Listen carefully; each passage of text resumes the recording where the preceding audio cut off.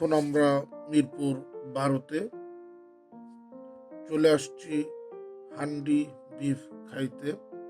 হোটেলের বাহিরেই হান্ডি বিফের রান্নার ব্যবস্থা। আমরা একটু অপেক্ষা করলাম, কারণ আমরা হান্ডি বিফ রান্নার প্রসেসটা দেখব। প্রথমেই হাঁড়িগুলো সাজিয়ে রাখা হয়েছে, কিন্তু একই হাঁড়ি বারবার ব্যবহার করার কারণে হাঁড়িগুলো খুব অপরিষ্কার। মশলা পানি দেওয়া হলো, এরপর আগের থেকে ম্যারিনেট করা মাংস প্রতিটা হাঁড়িতে ঢেলে দেওয়া হচ্ছে।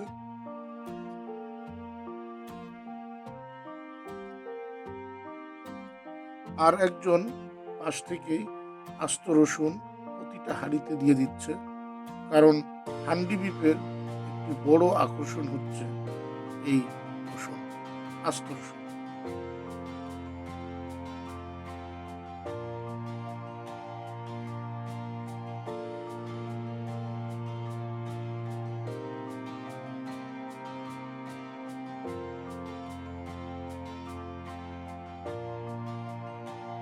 সবকিছু দেওয়ার পরেই আটা বা ময়দা দিয়ে প্রতিটা হাঁড়ির মুখ সিলগালা করে দেওয়া হচ্ছে, যাতে রান্নাটা দ্রুত হয়।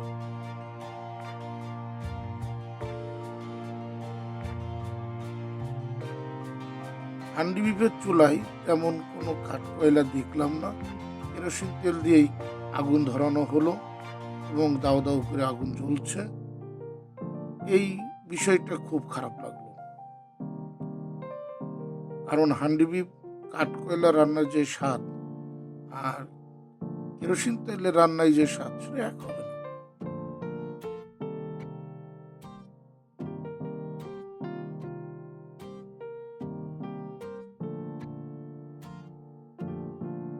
হান্ডি বিফ ছাড়াও এখানে পাওয়া যাচ্ছে গরুর মগজ ভুনা, বট, পরোটা, রুমালি রুটি।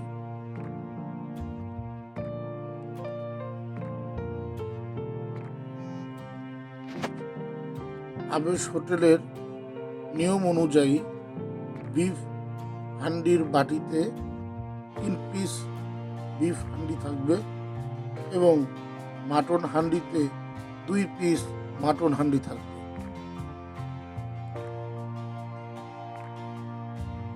দীর্ঘ সময় অপেক্ষা করার পর আমরা আমাদের প্রথম অর্ডার রুমালি রুটি ও গরুর বট হাতে পেলাম।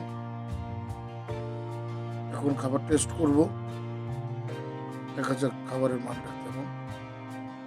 সত্যি কথা বলতে খাবারের মানটা অসাধারণ। আপনারা এখানে যারাই খেতে আসবেন একবার হলেও ট্রাই করবেন।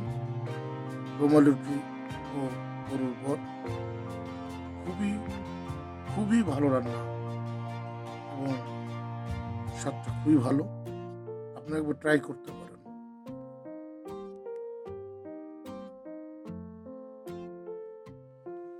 এখানে আপনাকে খাবার জন্য একটু অপেক্ষা করতে হবে, কারণ সবসময় এখানে ভিড় লেগেই থাকে। তো আমাদের দ্বিতীয় order handi beef, handi mutton, সাদা ভাত ও ডাল। এর জন্য আমরা অপেক্ষা করছিলাম, চলে আসলো। এখন দ্বিতীয় ধাপের টেস্টের পালা। সত্যি কথা বলতে মুখের ভিতর হান্ডি বিফ দেওয়ার পর মেজাজটাই খারাপ হয়ে গেছে। পোড়া পোড়া গন্ধ, খুবই বাজে রান্না। মাংস সিদ্ধ হয়নি, খাসির মাংসের টুকরা দেখার মতন না, তেমন বিচ্ছিরি দেখতে। মাংস নাই, কাঁচা গন্ধ আসতেছে, মানে পুরো খাওয়াটাই নষ্ট হয়ে গেল। আমাদের মিজান তো শুধু ডাল দিয়ে ভাত খেলো।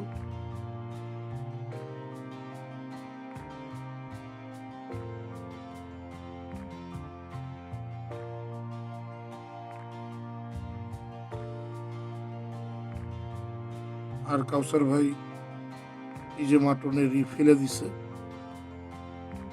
এবং এদের চেঞ্জ করতে বললেও এরা চেঞ্জ করে না। আপনারা ফুড ব্লগারের ভিডিও দেখে ঝাঁপিয়ে পড়বেন না।